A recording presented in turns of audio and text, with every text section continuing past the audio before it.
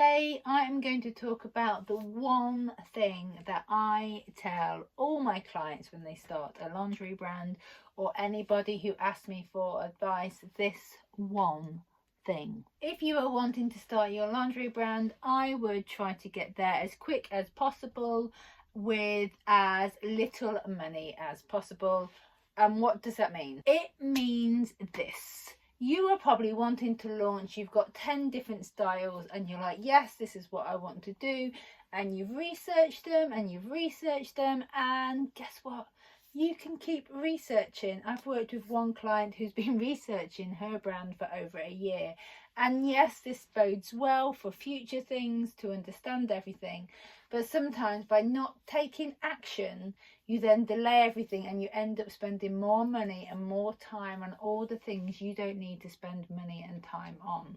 When I launched my brand, I was due to launch and the factory went under, taking all my patterns, all my designs, all my fabrics with it, and I had to start again.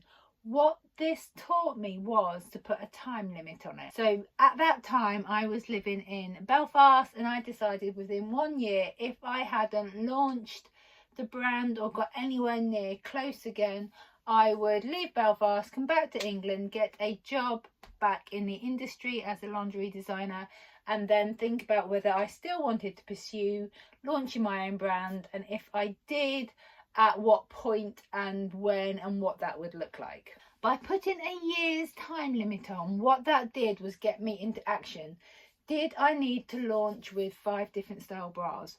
No, I didn't have the time. I launched with 1 bra, 1 soft bra, 1 brief and 1 thong, and then over that I used that pattern and did then 3 different colour collections. So there was like 6 bras on the launch, but it was only coming from 2 patterns. What that also enabled me to do, to put a time limit on it, was to work out how I was going to pay for everything. Instead, at the time, I was just working part-time and I was just going along using that money, using my spare time to research and to get the brand sorted, and then using the money I had coming in to get the brand going. I knew within 1 year there was no chance that I would have enough money or enough time, so something had to give. I went down the path of getting a loan from Princess Trust, which I got for £3,500. It's not about thinking I need to take out all these loans to get to where I want to go. I knew I was giving myself a year and then I was going to make myself move back to England if I hadn't have achieved what I needed to achieve. So I had that pressure on to do all I could. Because I was only working part-time, I knew if at the end of the year I hadn't got to where I needed to go, I could have got a full-time job and paid that loan back. So it wasn't about trying to amass all this money coming in and then be in debt to launch something. I knew I wasn't able to grade all the patterns on time and to do all the website and to do everything like that. So knowing that and knowing I had a year, I was like, well, I'm going to have to outsource the grading of the bras. I can hand grade all the briefs in time. So I needed the money coming in to get that sorted. It was month 11 and I got my first stockist. Had I not put a timeline on it, I don't think I would have approached as many stockists as I did, because I can talk myself quite easy out of, oh, I'll wait till the brand's been going a year, I'll wait until I'm on my 2nd collection, or that stockist might not want to stock me. And it's so easy to stop yourself. Having a timeline makes you have to come over that hurdle, and you just have to do it because you know that time's going and I need to have something achieved by then. So month 11, I knew, right, we're committed in. I quit my part-time job knowing I could get another one because I was just working in a shop at the time, and I then went on to the next year. So I have done this also on my book. I decided to look into it and research it, and a year went by and I was still doing all the bits I loved, all the researching, all the planning, and not actually getting into any action. I thought then, right, I need a deadline again.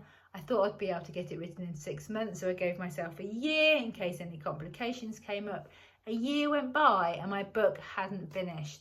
But because I'd given myself that deadline of a year, I was able to say no to certain things, get up earlier, go to a coffee shop to write, and implement myself going forward. So I knew after that year it wasn't written and I didn't know how long else it would take me. So that is when I got sponsored by Australia to go work in a full-time job again, designing, so I could then carry on with the book but not have all that pressure on. I didn't meet my deadline to then go pivot and then alter what I was doing. Had I not had that timeline, I think I would have just carried on casually typing, living my best life in the coffee shops just casually, renting rooms for my friends, just not having an end point of what needed to happen. So this is your moment to go and plan a timeline or something that you need to execute by a certain date